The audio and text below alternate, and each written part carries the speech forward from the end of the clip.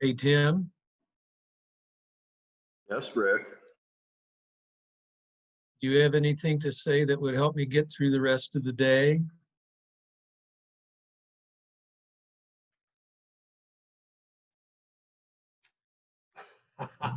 Not at this moment in time, no. I think Jack Graff can answer that question. Well, I would never ask that question. Oh, pitiful. We should just stop all that. No. Tim looks so regal. I feel like he's on a throne. Doesn't he? I'm in my Yeah. living room.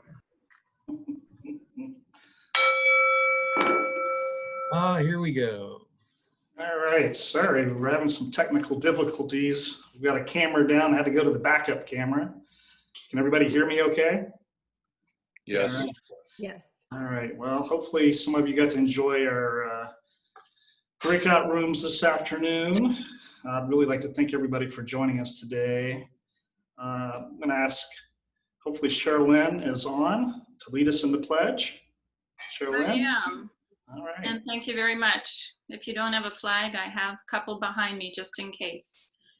I pledge allegiance to the flag of the United States of America and to the republic for which it stands, one nation, under God, indivisible, with liberty and justice for all. Thanks, Sherilyn. And continuing to recognize some of our members. Welcome back, Sherilyn. She's rejoined the club from the, I guess that's the Pocono region of Pennsylvania. Yep. So we are all pleased to see you back with us.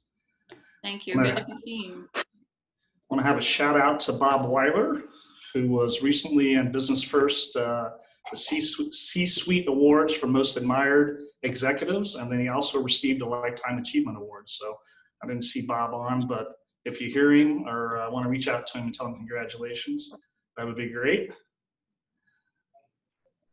The district will hold a Meet Rotary. It's More Than You Think at 6 p.m. on August 25th, and our VP, Dana Vogelmeyer, will be presenting. Info to join is on the club calendar. And if you have Happy Bucks to share some good news, we're going to try a little different way today. We're going to use the chat feature. The first people to say, I want to do Happy Bucks, you don't need to explain what the Happy Bucks, what you're doing. Just put your name and say Happy Bucks. And after we finish with our program, we'll go through those at the end of the program today. So without further ado, I'm going to turn it over to our President-elect Amanda Bowen to introduce our program. You got to unmute. I don't think they logged in yet. They weren't on until 12:20, so I told them they didn't have to log in until 12:10. Oh, so well, that's a little rough. All right, well, we'll figure something else. I'm sorry to throw a curveball at you right now. That's okay. So we've got another 4 or 5 minutes before they're going to be on? Yep. All right. So Scott, we've got more opportunity for Happy Bucks today. Yes, I'd like to give a happy buck for the Meet Rotary night. So if you don't have to go yourself, but if you have friends or coworkers or people who maybe are interested in knowing what Rotary is, then you can send them the link to register. And really what we're going to talk about, there'll be several different people just giving just like a minute or so about something significant in their Rotary experience, so they can get kind of a full circle awareness of all the things that are going on in Rotary. Maybe they would hear something that would spark an interest for them to join. So it's district wide, so people can go from anywhere. Great. Thanks, Dana. Yep. Yes. I've got a little happy buck for peace building. I attended my first Rotaract Global Peace Building Conference this weekend, Saturday and Sunday, and learned quite a bit. There were a few others in our district that were on it, and so a happy bug for world peace. God knows we need it. Absolutely. Thanks, George. Appreciate it. All right. Anybody else? Anybody? This is Tom Carlisi. I'll add to that. I was on the call with over the weekend with George, and we both actually co-sponsored the event also, and we were recognized as and also actually internationally, which was wonderful. And also coming up tomorrow evening, we're going to be working with the Ohio Council of Churches and the Interfaith Association of Central Ohio and the Rotary Peace Builders of 6690. And there can be a Youth in 2020 online event where young people are going to be talking about what a year and how it's impacted them personally in the community and what action plans they can be doing. So those are a couple of happy events. One happened and one getting ready to happen. So Great. Thanks, Tom. you're welcome. Hugo, your mic is muted, but you look like you're outside somewhere. Are you at a park or where are you hanging out? I'm sitting in my patio, and I have a Japanese garden that I have in my backyard, and that's the torii, the Japanese gate. And I have a pond and a meditation garden, and it's delightful here. Wonderful. I built it myself. Took me 3 years to build this. Wow. Very proud of it. Do you have koi in your pond? Yes. I have a lot of goldfish, and because I'm cheap, but I also bought 2 koi this year. Real So, fast. and a little waterfall there, so it's always rushing and very pleasant here. Very nice. Chip, All right. Well, ready. if we don't have any other happy bucks right now, we're going to head and turn it back to Amanda to introduce our speakers. I'm sorry, everyone, that I can't read an agenda, but thank you also, everyone, for covering for me and talking about your koi pounds. I really appreciate it. Thank you. Okay, so with us today, we have Chris Foley and Ben Dills from iHeart. Chris is our Metro President for Central Ohio. She's a 20-year media veteran with a commitment to unleashing entrepreneurial spirit of business leaders through the development of smart, omni-channel marketing strategies. In her role, she leverages iHeart's extensive range of content, experience, and technologies to bring brands together in new ways with consumers across all of the company's businesses. iHeart Media's 859 radio stations and iHeartRadio. A creative thinker who loves thoughtful marketing solutions, Chris and her team develop strategic campaigns that pique curiosity, drive search, and ignite consumer engagement. She's an alumni of Ohio University and lives in New Albany with her husband and 3 children, and she omitted her adorable dog, Zippy, from her bio, but Zippy is very cute. You'll probably see him at some point today. So he's not very quiet. And we also have Ben Dills joining us. He's our Vice President of Digital Sales. Ben is a native and current resident of Granville. Ben has been in the digital marketing arena for 15 years and enjoys helping businesses navigate the ever-changing world of digital marketing. Ben and his wife Denise have 2 beautiful daughters, Ella and Hallie. In his free time, Ben enjoys giving back to the community and serves as the Director of Outreach for the SO Foundation. He also enjoys reading, playing basketball, tennis, and hiking with his daughters. And Ben, just a quick little addendum on my own. Ben touched on it a little bit, and Chris did not touch on it at all, but both Ben and Chris are very active in a philanthropic way. They both are very active with nonprofits. Chris runs her own, so they both live the Rotary creed of service above self every day. So please welcome them both. Hi. It's nice to see you all. Thank you for having us in here today. We appreciate it. So Amanda had given us some background on some of the things you were hoping to discuss. This really is for your benefit. So we have a quick PowerPoint that we can present and walk through. But as we get started, I want to make sure that we hit upon the important things. So Amanda had asked us to talk a little bit about just who we are as a company, and then talk a little bit about what's happening with consumer behavior right now and media usage, to educate on what we're seeing across the country as well as here in Columbus. And then, that whole marketing playbook, it's kind of crazy right now as we all work to try and grow our businesses. This has been a year that's been nuts. So there's no other way to explain it. So just looking at some of those playbooks and the things that we're seeing as companies pivot. Does that sound okay? All right, awesome. Ben, do you want to share your screen or do you want me to share my screen? I'll share my screen. Okay, cool.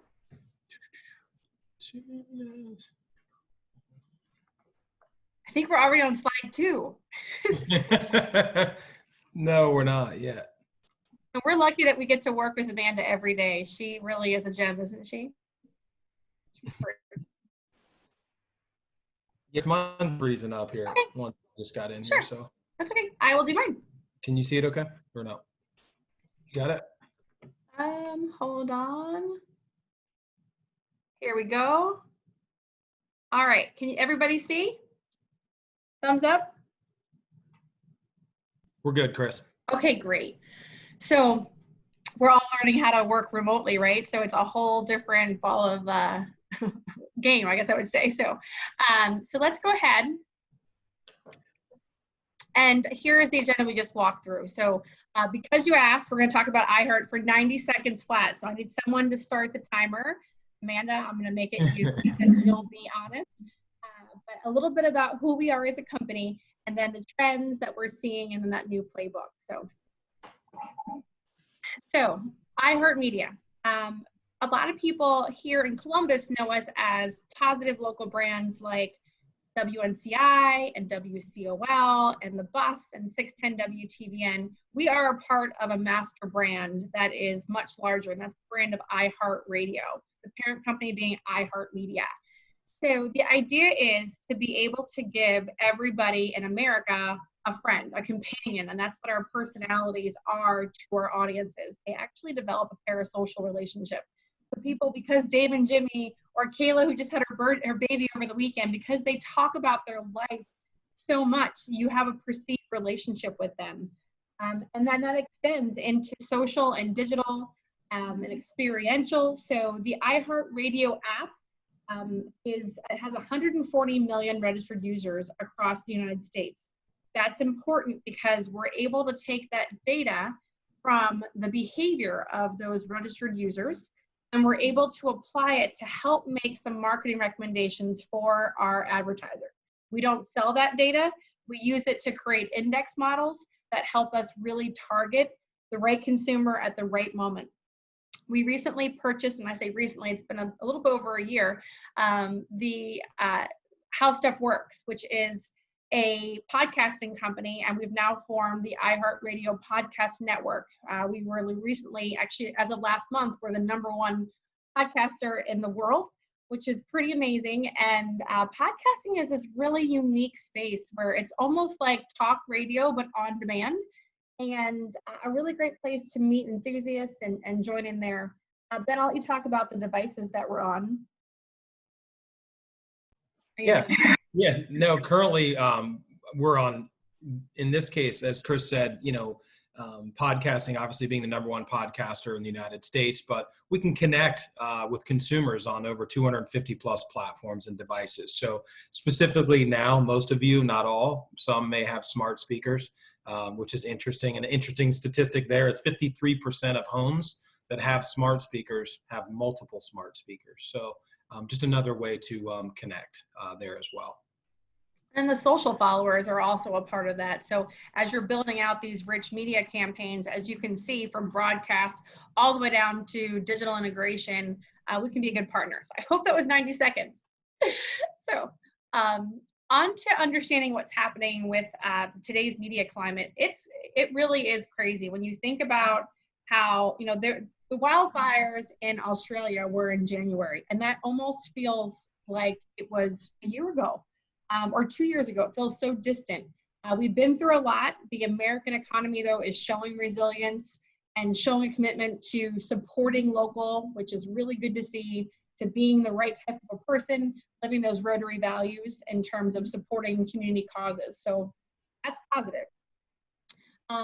We are seeing a lot of trends that are interesting in media.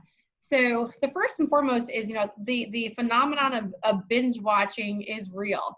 And what we noticed is that through COVID, the rate of watching television, as well as devices like Netflix or Hulu, those Amazon Prime, those have all skyrocketed. Now they skyrocketed in the early part of Q2. We saw it tapering off a bit in June, which makes sense because people were finally able to start to go out a little bit.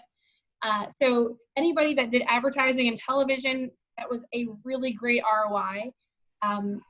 And so something to think about, though, is, news fatigue. So one of the things that I do is I work with both our team of account executives and our marketing consultants, as well as our on-air team. And so really working with personalities on 610 WTV, we had mindful because about the early May, this whole phenomenon of news fatigue really started to set in.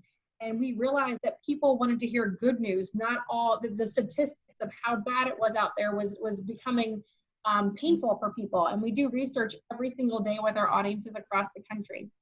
But we are seeing a bright spot in terms of the marketing mix is OTT, which is over the top advertising on devices that are not traditional television. And Ben, I'll let you talk a little bit to that.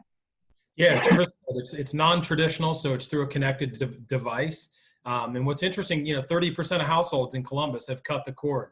So there's different narrative for people that have cut the cord. Cord cutters are people who have obviously canceled their cable subscription. Then there's also what's called cord shavers. Those are people who are trying to get away but can't yet disconnect from cable. I just became a cord cutter. So 30% of Columbus have now cut the cord, which is really large statistic. And then since the pandemic, 32% of consumers added at least one paid streaming video service. Again, we're continuing to see increases in this space. And OTT is the new TV. And it's the way to communicate via video. And a lot of times as people are trying to find ways to save money and be mindful and fiscally responsible, you really can't cut back your utilities too much. However, television, cable subscriptions, DirecTV, that's an area where you can free yourself from some sizable monthly expenses. So this data was as of May. We're seeing trends that expect this number to get much higher. So audio usage. So looking at other media and how it's being used right now. Listing is different because of COVID. So we're finding commuting patterns are all different as businesses start to try and keep their employees safe as they start to go back into, in some cases, physical offices or warehouses. They are staggering start times. So the traffic is not as bad as it used to be, which is a plus. We'll take that. But they're also listing at different times in different ways.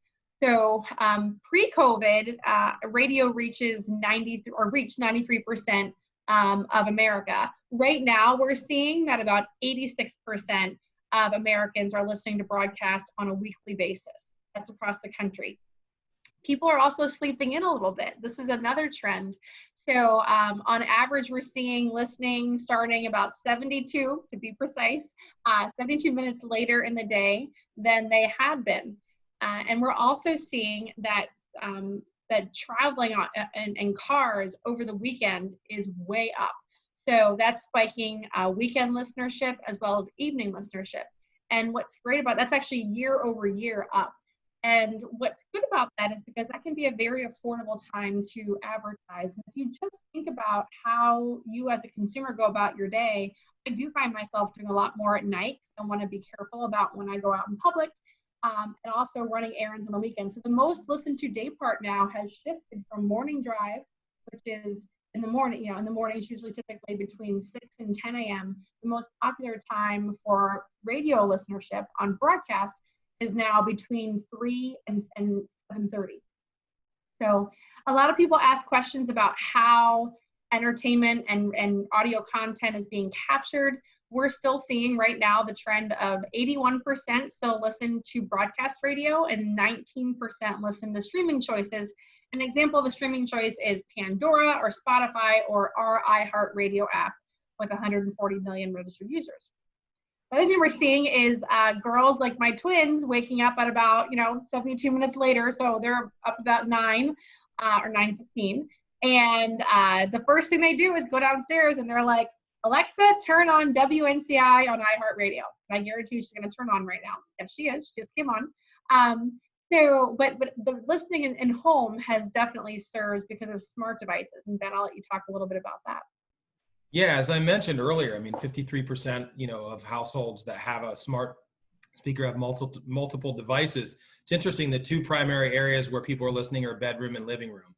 Those hold the highest percentage of listening. As you can see here, 43% more people are listening to our current app or online delivery platforms than pre-COVID. So as Chris mentioned earlier, we're continuing to see increases. Also, 35% more people are listening to our content on smart TVs. So again, the in-home experience, we have a lot of advertisers that work with us on kind of redefining what their marketing plan looks like. And we'll talk more about that based on the in-home consumption and the increases we're seeing. And then the one consistent thing that you can see on both areas, both with OTT and also with digital audio, is that digital usage is up significantly. So, and there's a couple of reasons for this. First off, everyone wants to feel connected, right? If you're isolated and you're trying to have your connection to the outside world, these on-air personalities, they can help do that. The marketing mix. So a big buzzword with CMOs is how do you do countertop marketing these days? And with smart speakers being in the home and often the first ones in the nucleus of the home in the kitchen, it allows you to get that marketing message right there. Digital also allows you to use that data to make really good decisions and help with some out-of-home solutions. For example, if you are a business and you're trying, let's just say that your business isn't operating physically right now, but you want to find a way to engage people who have been fans in the past and who have shopped with you in the past. There are ways that we can geo-fence, is the term, establishments, whether it's your own or competitors or like models. This is where your customers tend to go or tended to go, even as, it could be this time last year, we can go trace that data, or we could go back to pre-COVID of this year, and we can actually serve up digital display ads, mobile display ads to people because they visited you before. So it allows you to help reemerge and target that exact person who shopped with you before. So Ben, let's talk a couple of examples of things that you're seeing. Ben spends a lot of time focusing on these really smart targeted solutions for our partners. What are some things that you're seeing, Ben, that really stand out that you think have some nice lessons to learn from? Yeah, it's a good question. There's two primary ones, Chris, that I want to call out. One is a proprietary platform that we have called Local Lock, which you as a business owner, it allows you to have 100% control of all of your directory listings across the web. In these COVID times, it's very important because it allows you to do things like update your hours of business, update your phone number. So it allows you to communicate properly across all of those channels. So Local Lock, a lot of our advertisers seen a lot of success there and just communicating with their loyal customers as well as potential new customers that may be looking for businesses like them. So Local Lock is definitely one tactic that we've seen have an impact on a lot of local businesses during COVID. Next is email marketing. So you may have your own internal email database that you market to, but how else can you grow the business? We have over 280 million emails in our database that we have access to that we can target to people in a specific geographic area that fit certain criteria. So again, another way to kind of stimulate things as you continue to try to reopen, try to continue to increase your current database. So those are two primary areas, Local Lock and email, that a lot of our advertisers through COVID have had a lot of. And open rates are pretty amazing right now. So in the past, we were averaging, so with the targeted email, you're able to really pick important dynamics of the customer. And there's a number of vendors out there that can do this, which is why I think it's so relevant for us to talk to. But what's great about this is you don't waste marketing. These are people that have shown to have reason to be intent on a business or service. And so pre-COVID, we were seeing open rates of about 10 to 15%. What are the open rates like now, Ben? We've seen some as high as 25%. So, went from 10 to 15, now that 20 to 25%. Right. So as people continue to consume information at home, it continues to increase. Right. So very, very good. Do you want to talk a little bit about how important it is to really make sure websites are up to date? Because this is probably the most important thing that we can do as leaders for our businesses, is to make sure that that online beauty pageant is a good experience. Yeah, absolutely, Chris. And this kind of goes back to the tactic that I mentioned on the previous page. Local lock, it really just focuses mainly on your directory listings, but I can't stress the importance of making sure that your business is visible online. And in this case, these statistics just kind of reinforce that. But 72% of consumers trust online reviews as much as personal recommendations from real people. So again, it's very important to make sure that, one, you're visible, and then two, you have a good reputation online, and make sure that you're paying attention to what people are saying about your business. If people do say something negatively about your business, I would highly recommend that you respond, so that people know that it's real world. And people tend to trust real world interaction online more than, say, fraudulent activity. So, and as well, 68% of consumers go to social networking sites to read product reviews. My wife was looking for a new light for our foyer. She went online, she was searching, reading all of her social sites to see if, these specific products she was looking for had good reviews and that people were saying positive things. Third is 90% of consumers say that positive online reviews influence their buying decisions. So again, very important to make sure, one, you're visible, and two, when you are visible, making sure that you're monitoring what's happening and what people are saying about the business online. Right. This is all considered reputation management. And for those of you on the call, we do offer a service that is called Local Lock. And if you're interested in learning a little bit more, Amanda will be able to help you with that. We're able to work with the vendor we work with on this and negotiate a discount for Rotary members because of how important we feel this is. I mean, it's just, as a business owner, it is so hard to keep on top of everything. And the fact that you can update hours in real time and they go back to all of the service lines and all of the search platforms. So whether it's using a Google, updating hours on Google, or updating them on Foursquare, Yelp, all of them are in one place. And the app actually allows you to get reviews in real time. You can respond back through an app. So instead of having to search out and look for all different things, they're all in one place and in real time. And to Ben's point, a lot of times, when people go to leave reviews, they're either really, really happy or really, really not happy. And so responding to one of those negative reviews, people expect that, but they want to see exactly what happened. And when you're able to get that pop up on your phone and that alert, and then you can respond right back through a text messaging feature, and that then sends out the review or sends out the response to the review, people are like, wow, that business is so on it. They're trying to resolve the problem, and you can win a lot of customers that way.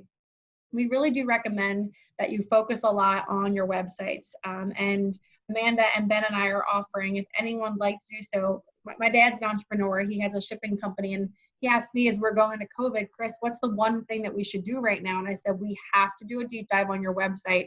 Make sure it's updated.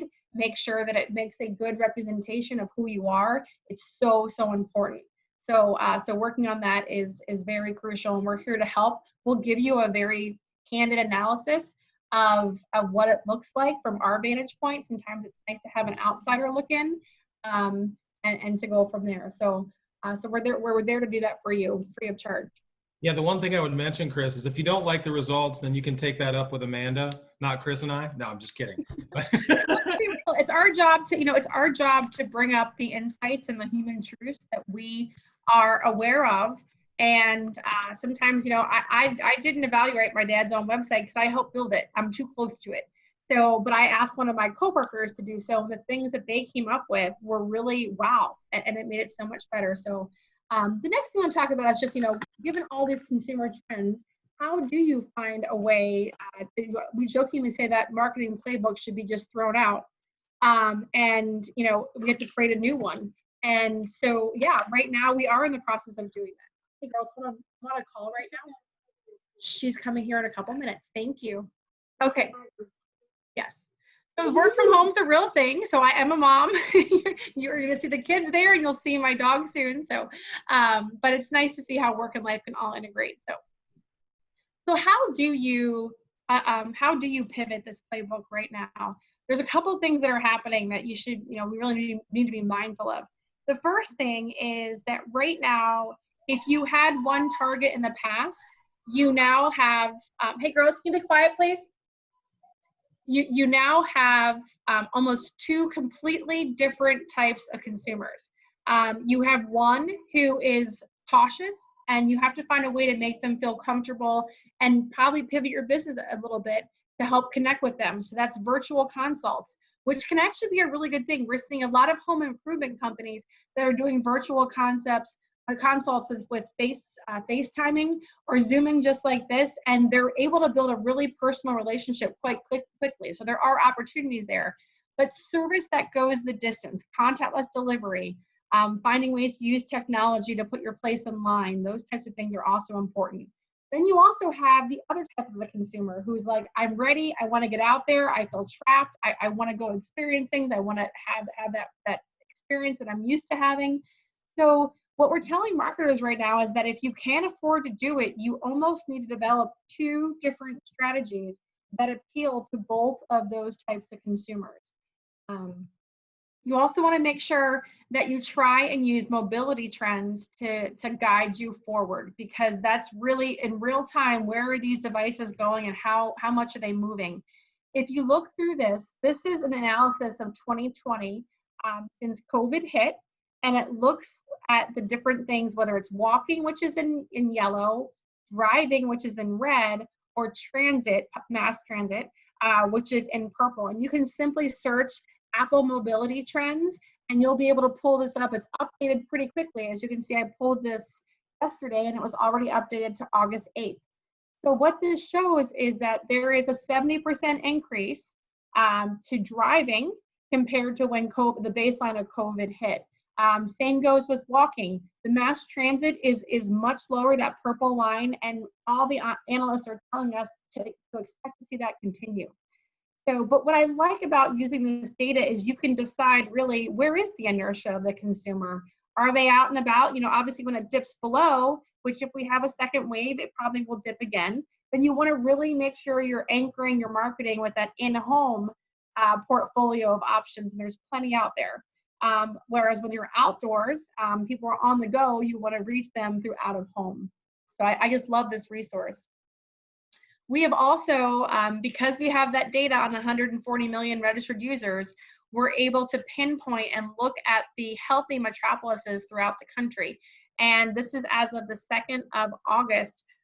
So if you can imagine the low point of COVID, in terms of traffic going to what's considered non-essential brick and mortar locations. So the grocery store is not going to be factored into this. But because we've mapped hundreds of thousands of devices and mapped locations throughout the country, we can see when a cell phone is on me and it goes in and out of a location.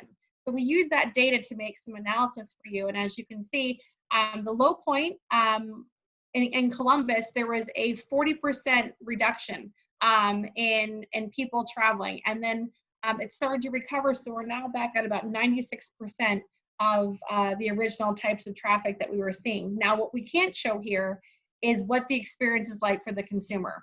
Most likely, while we're seeing a 90% recovery rate in terms of visits, those people, we're seeing the visits being a lot shorter. So that most likely means they're picking up something, contactless delivery, or they're spending less time in store. They simply want to get in, get out, so the upsell opportunities are not there as much as they used to be. So, so that's that data for you. A couple things that we've seen, I mean, this quote really stood out to me is, the reality is because of COVID, we've covered a decade in days when it comes to the adoption of digital, and it is so important to be able to find a partner who can help you navigate these areas. Think about online delivery. They saw a 10-year change in only 8 weeks in terms of adoption. So you really have to, and there are different tools that you can use to be able to be a part of that. So it's not just the big companies that are able to do the delivery. Telemedicine 10 times in just 15 days, 10 times the usage. And it's continued to go up. And then obviously the data from Zoom, which is where the statistic comes from, 20 times the participants in the past 3 months as a result of using that software. So digital integration is really a must. And what all the analysts are showing us is that these are trends that were most likely going to happen over time. They just happen so much faster. So there's different ways that you can use the technology to your advantage, and just be mindful of it. Ben, do you want to talk a little bit about consumer journeys and how you can use different types of tactics, no matter what vendor you use, whether it's us or not, but just how to look at it from the funnel, most important consideration to purchase? Absolutely. So as mentioned, when putting together the playbook, it's very important to, one, set the expectations, but when you're setting expectations, understanding what the consumer is trying to do. So really understanding the purchase cycle and how to kind of best guide potential customers or existing customers through that. So the first part of the funnel, so to speak, that we really look at for you is just raising awareness about the business. So again, it's like the high level megaphone where you're really just reaching out with that megaphone, telling people, hey, I'm here. This is what I do. And through awareness, you really can target consumers by demo and geography. And from a marketing perspective, there's a lot of different tactics that we can use in order to raise awareness about the business. In this case, we may recommend display advertising targeted to a specific section of town that allows you to raise awareness in the area that you serve. Next is just the interest part of the consumer journey. Is how do I get more interest, or the people that are aware or not aware of me to have more interest? And that's through standing out. And that's building trust, communicating the things that the services that you deliver. Could be the fact that you've been in business for 35 years, your reviews. So pushing out the positive reviews that people are talking about your services. And that can be done through several different channels, but in this case, it could be email marketing. So we can do email marketing targeted to a specific audience in a specific part of town, geography, state, regional, national. But again, this allows you to kind of generate interest. The next is consideration. So through this process, how do you drive engagement with current and new customers? This can be done through social media, through paid social, and that can be done targeted again to a specific audience in a specific area of town. And again, that's communicating really your value proposition. So what do we do best? How do we do it? And how do you drive more business to you? And then last but not least is intent-based. Consumers are, when they're ready to actually take action, how do I get them to engage? How do I get them to engage with me? And it's very, very important at that point. You have to remind them of the things that you offer, why you separate yourself from the competitors. It's very important. In this funnel, to be honest, this funnel can look a lot of different ways, but this is kind of the core value that we look at when helping folks put together that playbook. These are kind of the 4 key pillars that we look at, and what tactics make the most sense in each one of those pillars. So, right. And then obviously, the 3 pillars for really connecting to consumers, the overarching themes is it's going to be competitive out there, and you need to rely on trust and reach and the right message. So, and you're going to get a copy of this whole presentation to kind of go through more depth. I don't want to bore anybody, but here are the things that we see. Reach is really important because you have your frequent customers, and those frequent customers are most likely participating in your database or your social media following. So nurturing that is great, but it's a small section of your customer base. Then you have the infrequent customers, and those are the ones that have hopefully had a good experience and they want to come back for more. So that's a large portion of your business. And then usually the market share, there aren't many businesses out there that have a 70 or 70% or higher market share rate. So always trying to find a way to be present and bringing these new customers. You also have to be mindful of how brains work. It takes 2 to 3 weeks to create a habit, and I think we're on week 16 of stay-at-home orders and really social distancing. So advertising really just reminds people that everything is okay and it's a little bit back to normal. It also allows them, it gives them the reminder of you're here, you're open, you're ready. and that helps with creating consumer confidence. So the essentials for operating, right? So first, you want to make sure that you communicate safety for your employees, safety for your customers, and the enhanced efforts that you're going through. You hear this a lot, and it's really, really important. And there's a whole quote about how there's going to be winners and losers. If someone walks into your business or is a customer or has an engagement with you and they don't feel safe, I guarantee you they are going to tell their network. That network can be their friends, their family, it could even be on social. So you really have to make sure that you are going beyond the call of duty. But also, as you're doing that and being so cautious, you're going to create raving fans. Customers want to support local businesses. There is so much optimism around that. So if you can wow in customer service and then encourage people to share that great experience to help support you, by leaving a positive review, by telling their friends, by offering a referral discount, by having them talk on your social following channels, that is gold right now. So nurturing that. Also finding ways to be creative about it too. So if you don't want to be, one thing you don't want is for your social channel to be dark right now, because then people make the assumption that you're not as active. If anything, you want to be more active on your social media. Your website needs to change more often. Because I feel like we're living in dog years right now in terms of how fast things are moving. So being present, engage that social media following. So next to the recommendation on making sure your website is ready for that 24-hour, the 24-hour showroom is open, being very engaged with your social media followers is hugely important. And if you had to invest in one thing after your website, it would be building out a social following. The reason this is important is because people are spending a lot more time on social media. And once you've gotten someone to like or follow, and be a part of that tribe, it's very inexpensive to remarket to them and bring them closer and closer in to your tribe. So be in real time. The other thing is to be present. So the third thing I would say is making sure that, if you're going to change your hours, and on Saturday, starting tomorrow, Saturdays, your hours are going to be only open until 5. You can update that in real time through different reputation management apps. Highly recommend it. And Amanda will be able to follow up with you on those types of things. The last thing is be entrepreneurial. Think outside of the box. Some of the coolest things we're seeing are how people are making kits for their customers and marketing those, and really just trying to super serve people. Having those virtual consults that we never would have thought. Who would have thought that a Rotary meeting would have been completely virtual? So there are benefits to this to bring people more closely together. I used to laugh at one of my employees who used to FaceTime all of her customers, and I was like, you're crazy. And now it's just a better experience than a standard conference call. So the only thing we'll say is the one thing you can't do is be quiet. Quiet in the consumer's mind right now means closed. So you can't expect that they're going to realize exactly how much you're operating. So that's really important. And then find partners who have your back. What we're finding is a lot of vendors do a great job. We pride ourselves on the reputation we have with our clients here, but find somebody you trust and work as deeply as you can with them, because the more that you bring them into your business, the more they become vested and the more they want to rally and help you through that. So, and Amanda can talk to it.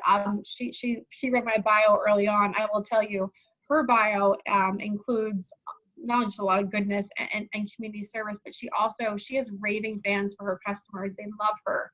She spends a lot of time nurturing them and taking care of them, and it shows. So there is a resource I wanted to also let you know is available to you. iHeart partnered with the U.S. Small Business Administration to create the Small Business Crisis Center. There's podcasts and how-tos and all sorts of links to different articles. One of the questions that I love from one of the sharks is, what may need to change about how you offer your products and services in the future? Because one thing we're finding is consumer behavior is going to remain different.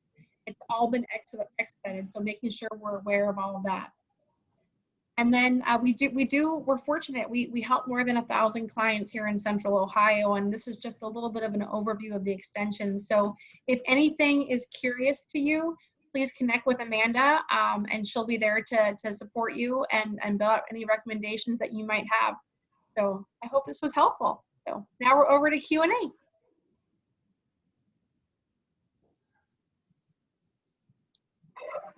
Thanks, Chris and Ben.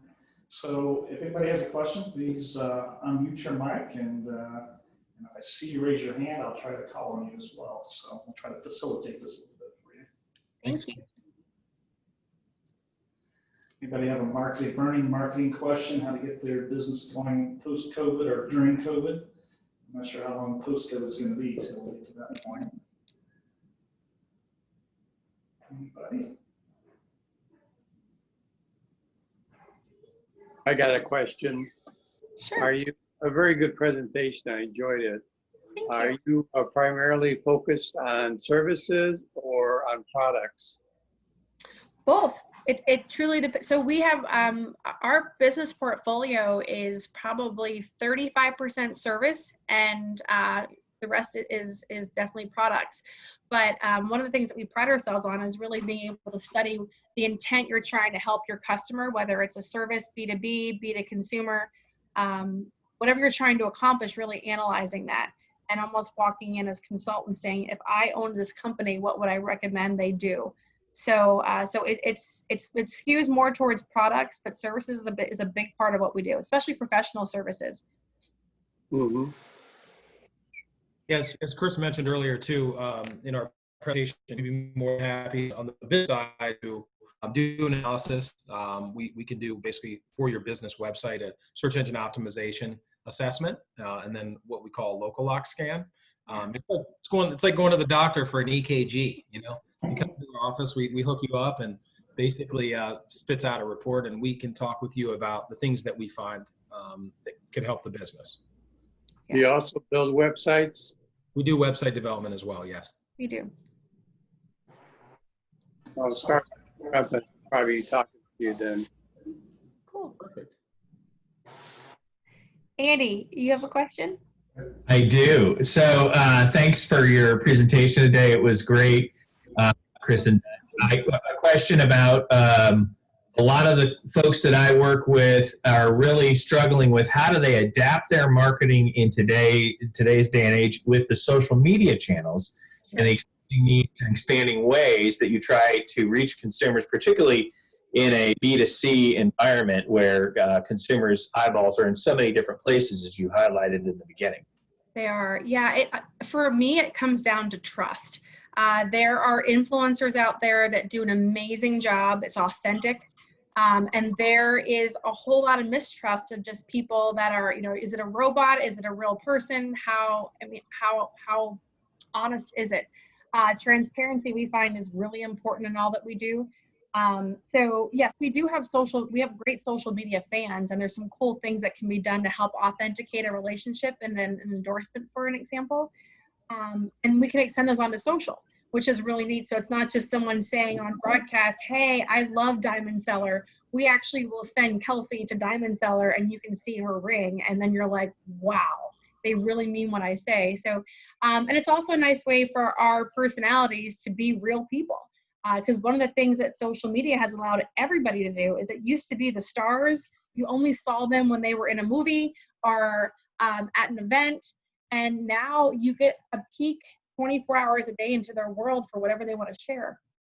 So we do a lot of different types of programs. We do have something called Social Ignite, which is where you can control the message a little bit.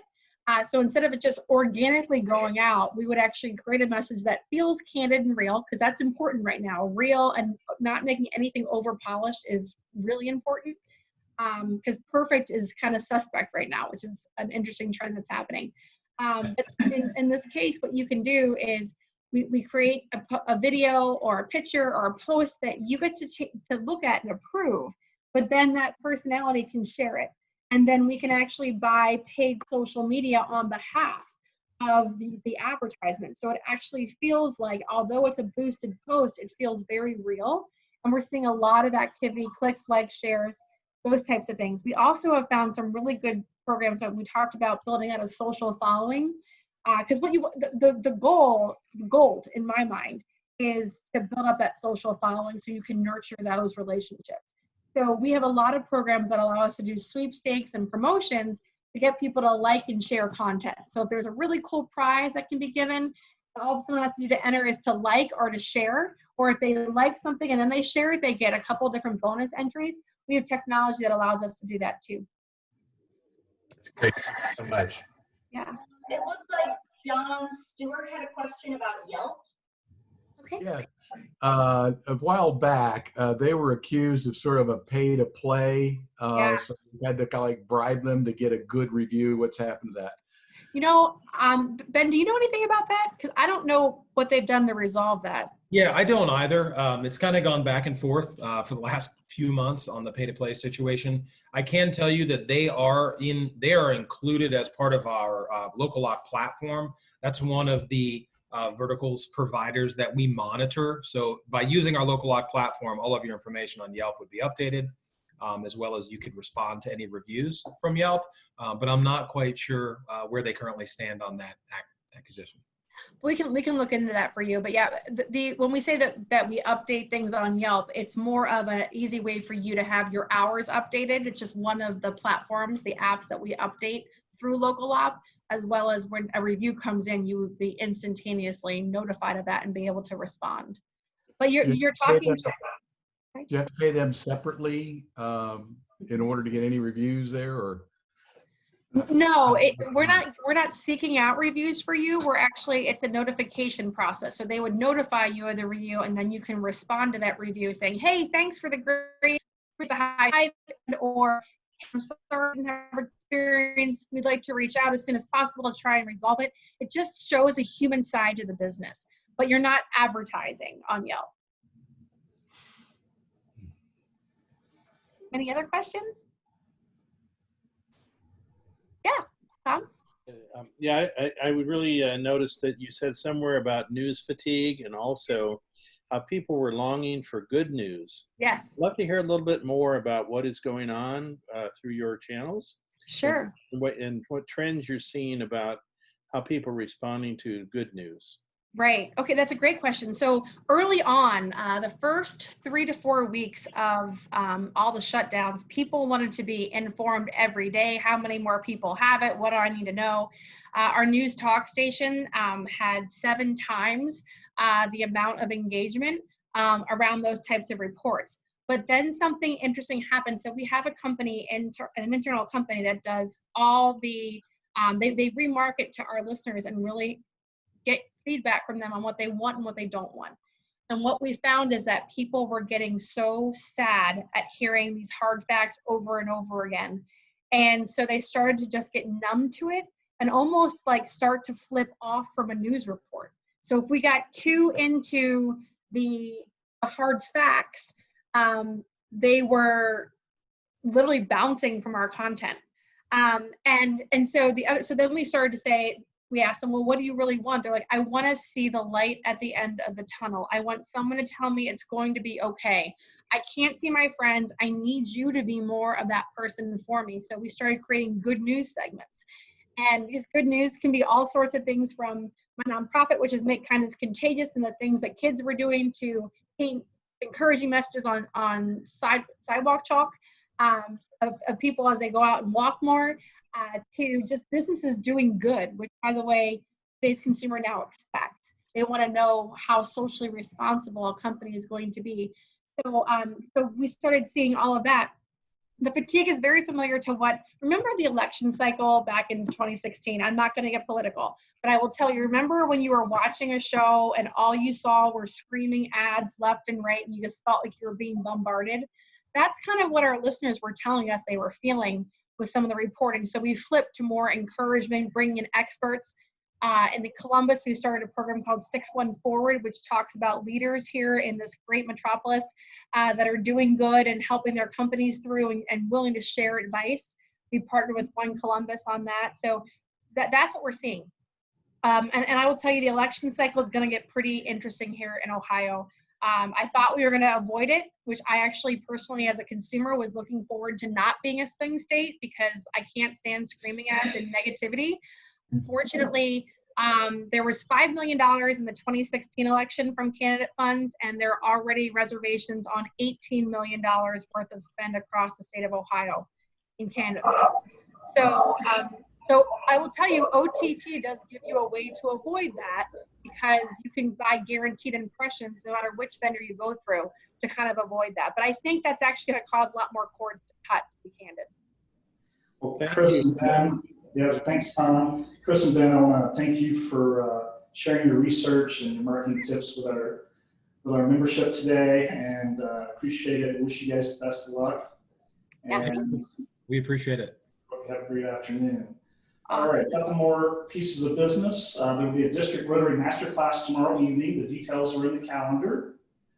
Membership Development Committee will host its recurring membership orientation next Tuesday at 5 p.m.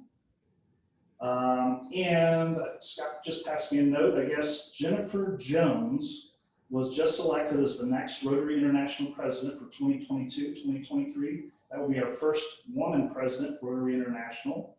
She's a Canadian from Windsor, Canada, so that's exciting news for Rotary on the international front. Anyway, I want to thank everybody for joining us today. Please spread the word. Let members, friends, and others know that they're welcome to join us each week at noon. Additionally, on behalf of the membership committee, I'd like to invite any of our guests to consider joining our club. And if you're interested, please reach out to Dana Vogelmeyer or Scott Brown. And one more reminder, if you've got dirt or fun news or personal news that you want to share, please get that to Scott or I, and we'll make sure we try to include it in the next week's meetings. Next week, our program is going to feature a program on malaria partners. Hope everyone has a wonderful rest of their week. We are adjourned.